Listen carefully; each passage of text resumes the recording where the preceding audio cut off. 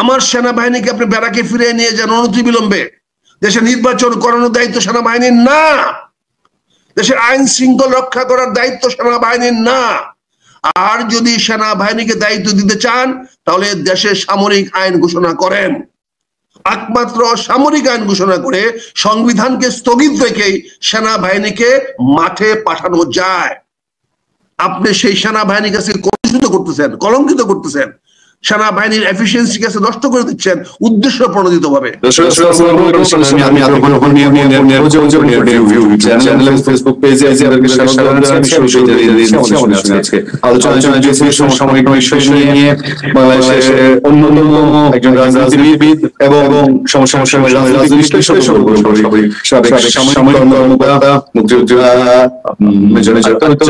রঞ্জন অনেক আমরা শুরু করতে চাই একটা বিশেষ দিয়ে আমি আজকে রাজনীতিবিদ অনেক বছর আমি একজন সাবেক সামরিক কর্মকর্তা। একটা বিষয় শুরু করতে চাই আমাদের আলোচনা, সেটা হচ্ছে একটা বছর ধরে যারা দেখছি আমার জীবন আমার যদি মনে পড়ে আমি সামরিক শাসন দেখেছি বিশেষজ্ঞরা সামরিক শাসন নিয়ে স্লোগান হয়। কিন্তু এরপরে নির্বাচিত সরকার ছিল এবং অন্তর্বর্তীকালীন সরকার এবং তত্ত্বাবধায়ক সরকার এরকম একটা অবস্থা দেখি রাজনীতিতে বিশেষ করে যে ছাত্রদের সংগঠন রয়েছে তাদের নেতারা একটা সময় সেই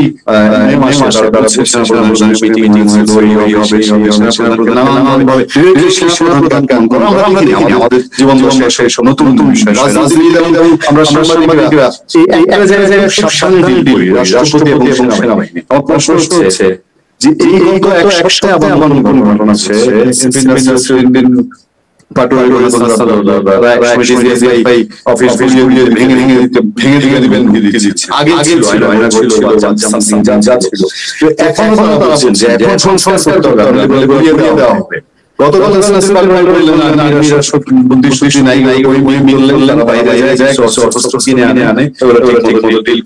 পারে না।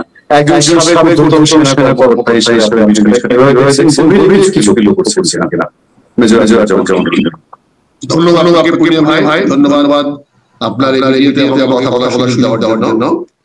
আপনার সালাম জানাই, আসসালামু আলাইকুম। সেই সঙ্গে আমার আসসালামু আলাইকুম। সবাই যেখানে আছেন ভালো থাকবেন, সুখে থাকবেন, নিরাপদে থাকবেন। আমার পরিচয় দিয়েছেন, আমি সাবেক কর্মকর্তা, আমি রাজনীতিবিদ। পাশাপাশি আমি কিন্তু দুই বার সদস্য ছিলাম, 5 বার 10 ফুল টার্ম। আমি প্রতিরক্ষা সংসদীয় কমিটি ছিলাম, অর্থ মন্ত্রণালয় কমিটির সদস্য ছিলাম। আপনি আমাকে প্রশ্ন করেছেন এনসিপির ছেলেরা সেনাবাহিনী সম্বন্ধে বিভিন্ন কথাবার্তা কেন বলছেন, আপনার শব্দ ব্যবহার করেছেন আপনারা সবসময় সেনাবাহিনীদেরকে খুব সাবধানে কথা বলেন, নিরাপদে কথা বলেন। এবং এর মধ্যে সম্মানের বিষয় আছে। আমরা সেনাবাহিনীকে অনেক দ্রুত জায়গায় চিন্তা করি। সমস্যাটা হয়ে গেছে। আপনারা বলছেন বৈষম্য বিরোধী, এখানে একজন বৈষম্য নিয়ে যাবেন, আবার তাকে হাতে মাঠে কাজে লাগাবেন। আমার সৈনিক রাস্তাঘাটে কাজ করার জন্য না, আমার সৈনিক আমাদের জনগণকে নিয়ন্ত্রণ করার জন্য বা তাদেরকে কন্ট্রোল করার জন্য না, আমার সেনাবাহিনী দেশকে রক্ষা করার জন্য, দেশের সার্বভৌমত্ব প্রতিরক্ষা করার জন্য, সবচেয়ে বড় কথা সার্বভৌমত্ব রক্ষা করার জন্য। সার্বভৌমত্ব রক্ষা করার একটি মাত্র সংগঠন আমাদের ছিল সশস্ত্র বাহিনী, এবং যারা বিভিন্ন বিভাগ অর্থাৎ সেনাবাহিনী, নৌবাহিনী, বিমান বাহিনী এবং তার সঙ্গে আমাদের যুদ্ধ হয়েছে কোস্টাল বাহিনী এবং প্যারামিলিটারি ফোর্স বিজিপি। তারাও প্রথমেই আমাদের সীমান্ত করে কিন্তু সার্বভৌমত্ব রক্ষা করতে পারে না, সীমান্ত রক্ষা করে। এইটি হলো আমাদের সার্বভৌমত্ব এবং সীমান্তবাদকে রক্ষা করার জন্য। এখন আমরা প্রায় তাদেরকে আমাদের দেশের মানুষকে নিয়ন্ত্রণ করার জন্য মানুষের উপরে তাদেরকে চালিয়ে দেই, কখনো সামরিক নামে, কখনো বা in aid civil power, civil পাওয়ারকে সহায়তা করার জন্য। একটা আর্মি এক বছর কোন রকম ইমার্জেন্সি ডিক্লেয়ার না করে, জরুরি অবস্থা ডিক্লেয়ার না করে আপনি সেনাবাহিনীকে রাস্তায় রাখতে পারেন না। দেশের শান্তি শৃঙ্খলা বজায় রাখার জন্য সেনাবাহিনী তৈরি করা হয় নাই।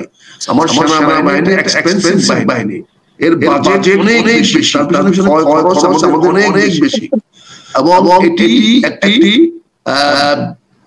হাইলি মোটিভেটেড এবং ডাইরেক্টেড একটি ফোর্স।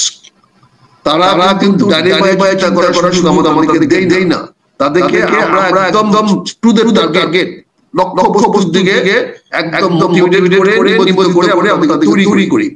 সেই সেনাবাহিনীকে পাঠিয়ে দিয়েছেন গ্রামে গঞ্জে ওই বউ স্বামী তালাকের মামলা দেখার জন্য।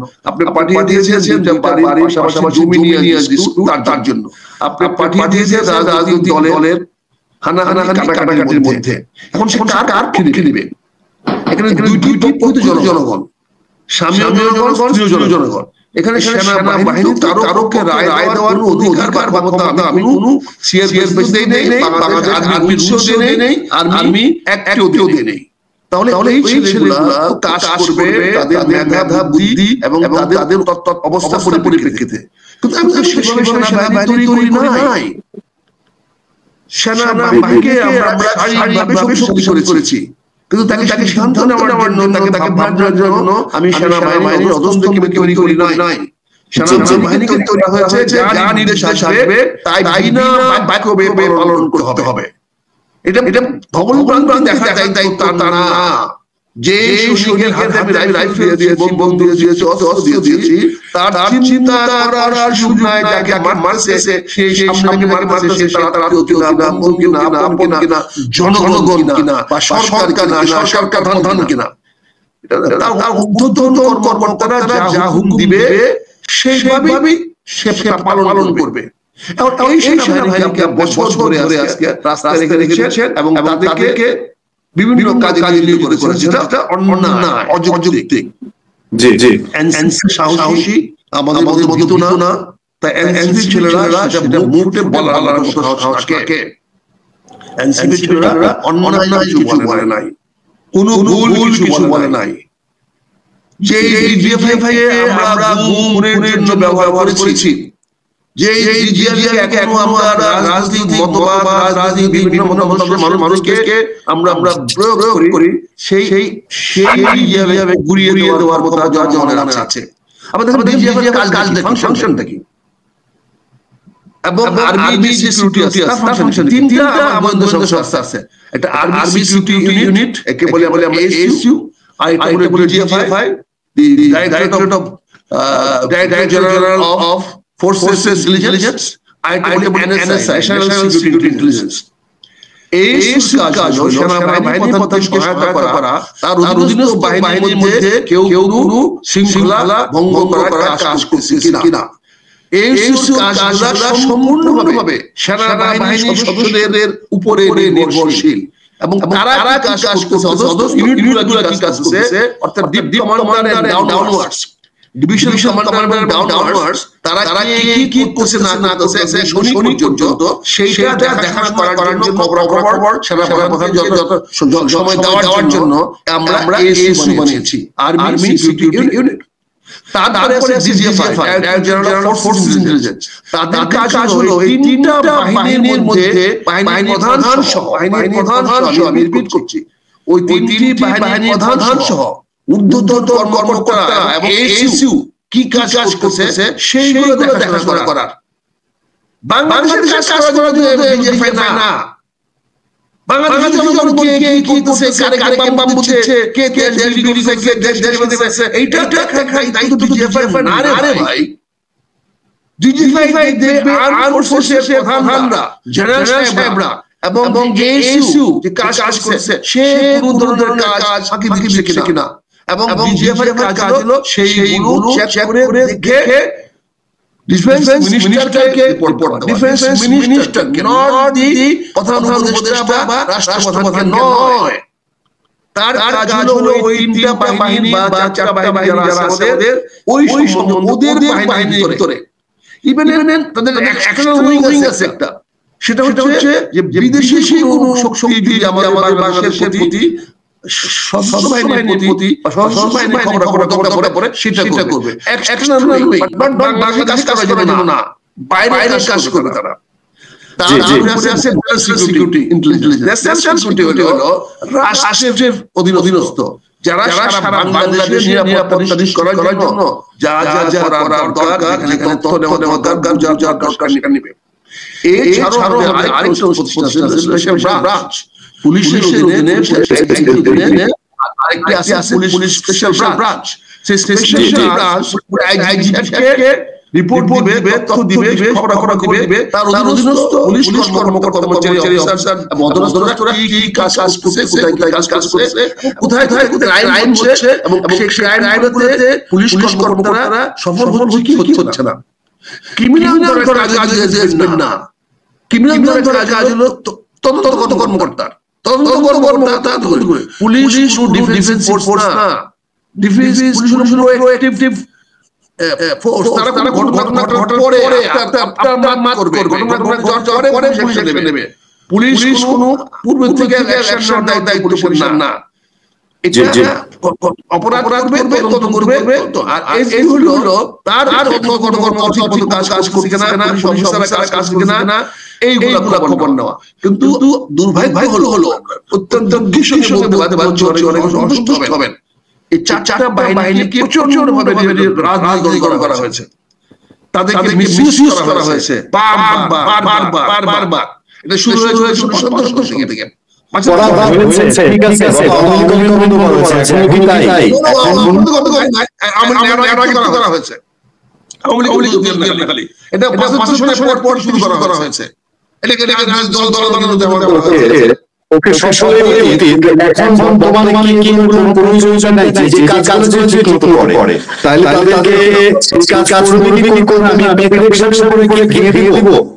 আমি ভেঙে দিব, অবশ্যই তারা কাজের বাইরে চলে যায়। যদি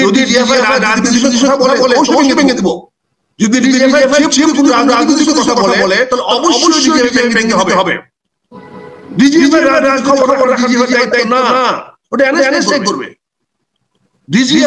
দায়িত্ব কোনো রাজনীতির কথা বলা, এটা জেলা পর্যায়ে হোক, বিভাগীয় পর্যায়ে হোক, কেন্দ্রীয় পর্যায়ে হোক, এটা একটা দায়িত্ব।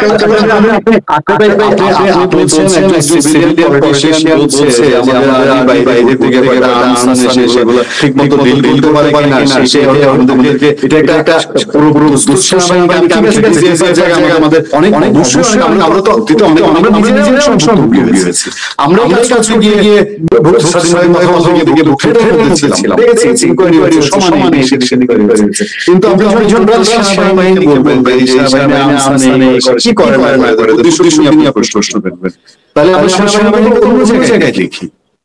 তাহলে সেনাবাহিনী এক বছর ধরে কি কাজ করতেছে?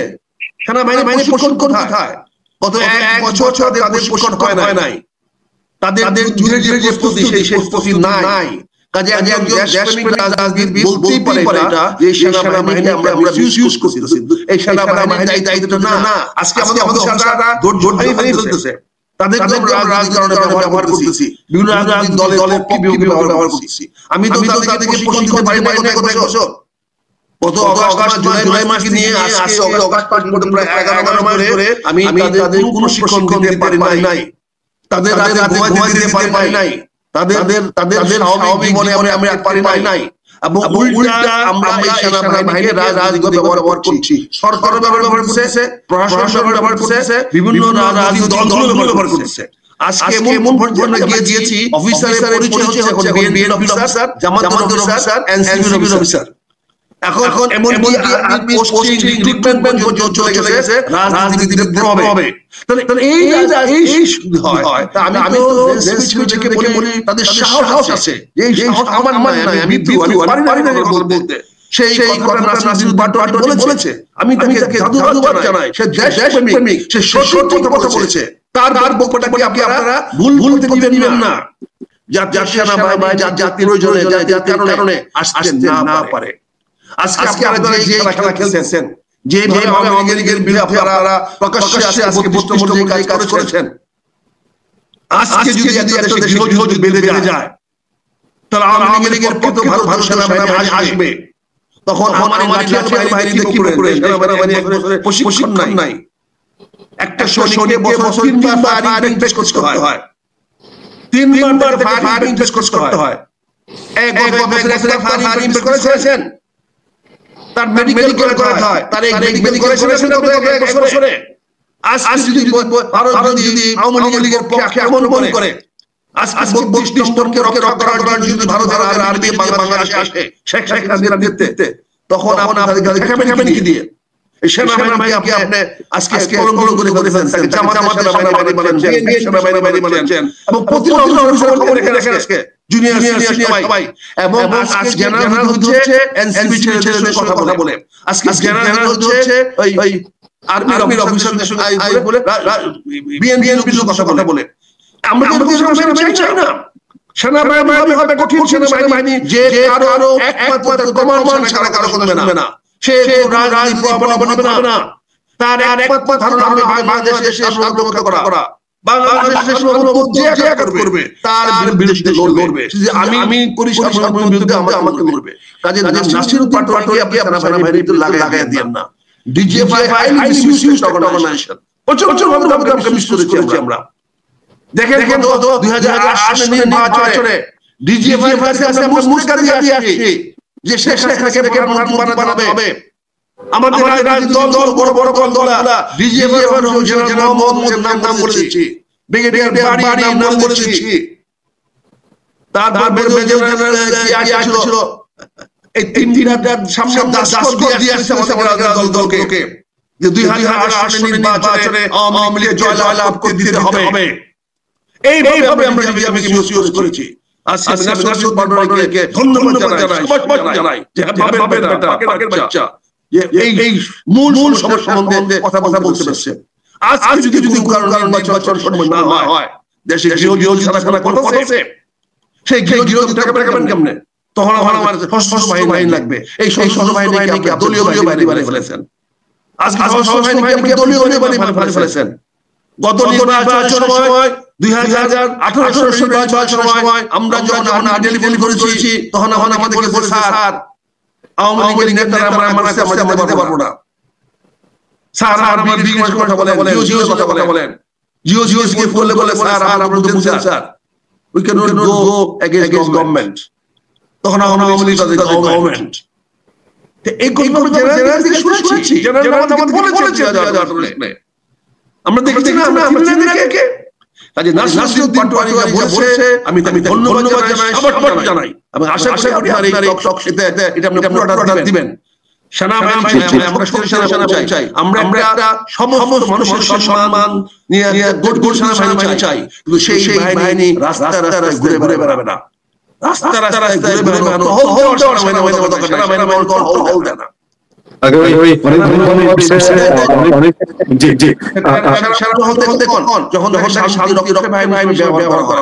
আমি যদি শান্তি বাহিনী পাঠাই থাকে, তার আগে 3 মাস প্রশিক্ষণ দেই, প্রশিক্ষণ দিয়ে পাঠাই 6 মাস থাকে, তারপর আবার চলে আসে, এক বছর থাকে না।